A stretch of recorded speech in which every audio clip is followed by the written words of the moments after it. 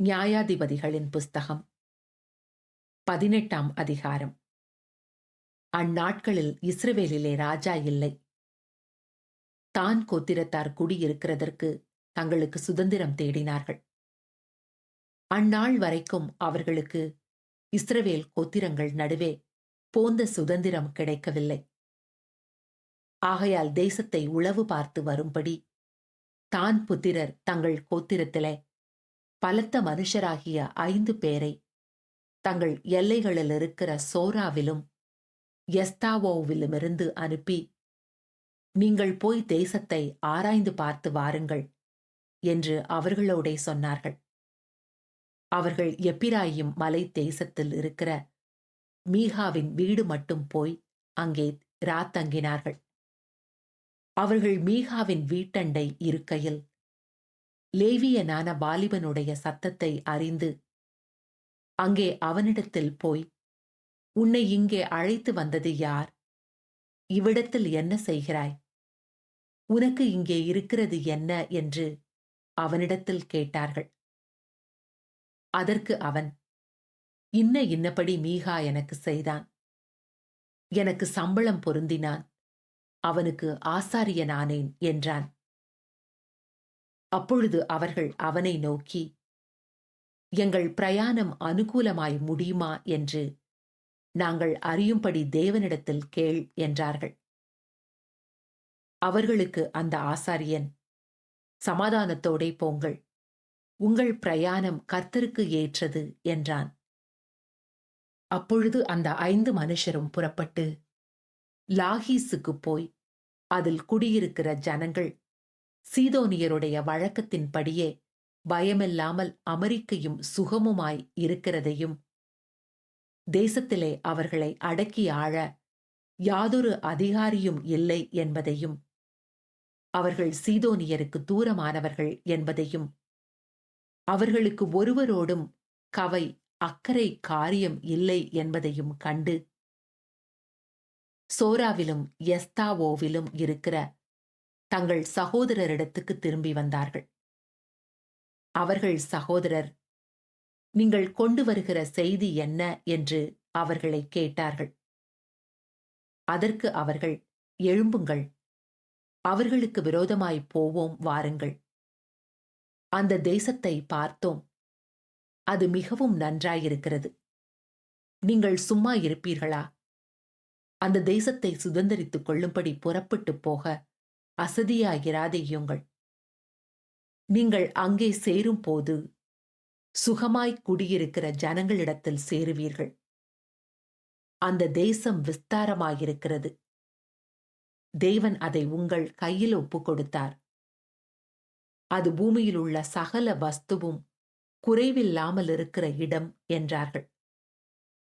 அப்பொழுது சோராவிலும் எஸ்தாவோலிலும் இருக்கிற தான் கோத்திரத்தாரில் 600 பேர் ஆயுத பாணிகளாய் அங்கே இருந்து புறப்பட்டு போய் யூதாவில் உள்ள கீரியாத் யாரீமிலே பாளையம் இறங்கினார்கள். ஆதலால் அது இந்நாள் வரைக்கும் மக்னித்தான் எனப்படும்.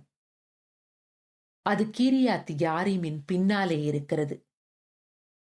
பின்பு அவர்கள் அங்கே இருந்து எப்பிராயிம் மலைக்கு போய் மீகாவின் வீடு மட்டும் வந்தார்கள்.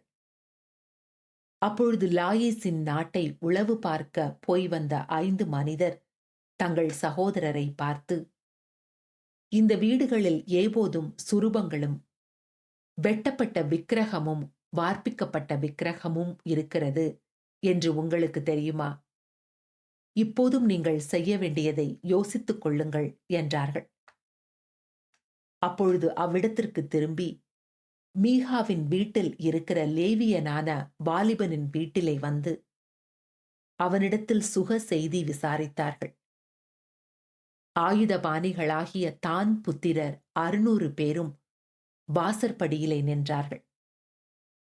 ஆசாரியனும் ஆயுதபாணிகளாகிய 600 பேரும் வாசற்படியிலே நிற்கையில், தேசத்தை உளவு பார்க்க போய் வந்த அந்த 5 மனிதர் உள்ளே புகுந்து வெட்டப்பட்ட விக்கிரகத்தையும் ஏபோத்தையும் சுரூபங்களையும் வார்ப்பிக்கப்பட்ட விக்கிரகத்தையும் எடுத்துக்கொண்டு வந்தார்கள். அவர்கள் மீகாவின் வீட்டிற்குள் புகுந்து வெட்டப்பட்ட விக்கிரகத்தையும் ஏபோத்தையும் சுரூபங்களையும் வார்ப்பிக்கப்பட்ட விக்கிரகத்தையும் எடுத்துக்கொண்டு வருகிறபோது ஆசாரியன் அவர்களை பார்த்து, நீங்கள் செய்கிறது என்ன என்று கேட்டான். அதற்கு அவர்கள், நீ பேசாதே, உன் வாயை மூடிக்கொண்டு எங்களோடே கூட வந்து எங்களுக்கு தகப்பனும் ஆசாரியனுமாயிரு. நீ ஒரே ஒருவன் வீட்டுக்கு ஆசாரியனாயிருக்கிறது நல்லதோ, இஸ்ரவேலின் ஒரு கோத்திரத்திற்கும் வம்சத்திற்கும் ஆசாரியனாயிருக்கிறது நல்லதோ என்றார்கள். அப்பொழுது ஆசாரியனுடைய மனது இதமியப்பட்டு அவன் ஏபோத்தையும் சுரூபங்களையும் வெட்டப்பட்ட விக்கிரகத்தையும் எடுத்துக்கொண்டு ஜனங்களுக்குள்ளே புகுந்தான்.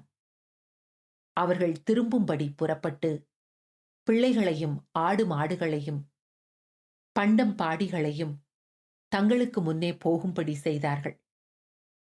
அவர்கள் புறப்பட்டு மீகாவின் வீட்டை விட்டு கொஞ்ச தூரம் போனபோது மீகாவின் வீட்டிற்கு அயல் வீட்டார் கூட்டங்கூடி தான் புத்திரரை தொடர்ந்து வந்து அவர்களை பார்த்து கூப்பிட்டார்கள்.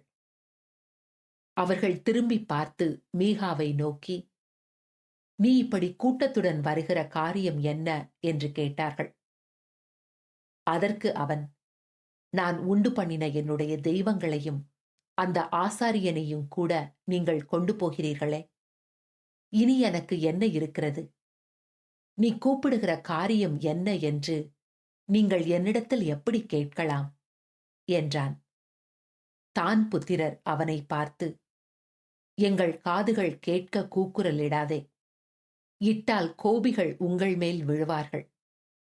அப்பொழுது உன் ஜீவனுக்கும் உன் வீட்டாரின் ஜீவனுக்கும் மோசம் வருவித்துக் கொள்ளுவாய் என்று சொல்லி தங்கள் வழியே நடந்து போனார்கள்.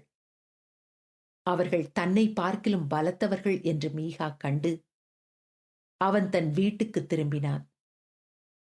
அவர்களோ மீகா உண்டு பண்ணினவைகளையும் அவனுடைய ஆசாரியனையும் கொண்டு போய் பயமில்லாமல் சுகமாயிருக்கிற லாயீஸ் ஊர் ஜனங்களிடத்தில் சேர்த்து அவர்களை பட்டய கருக்கினால் வெட்டி பட்டணத்தை அக்கினியால் சுட்டெரித்து போட்டார்கள். அது சீதோனுக்கு தூரமாயிருந்தது. வேறே மனுஷரோடே அவர்களுக்கு சம்பந்தமில்லாமலும் இருந்தபடியால் அவர்களை தப்புவிப்பார் ஒருவருமில்லை. அந்த பட்டணம் பெத்ரேகோபுவுக்கு சமீபமான பள்ளத்தாக்கில் இருந்தது. அவர்கள் அதை திரும்ப கட்டி அதிலே குடியிருந்து பூர்வத்திலே லாயீஸ் என்னும் பேர் கொண்டிருந்த அந்த பட்டணத்திற்கு இஸ்ரவேலுக்கு பிறந்த தங்கள் தகப்பனாகிய தானுடைய நாமத்தின்படியே தான் என்று பெயரிட்டார்கள்.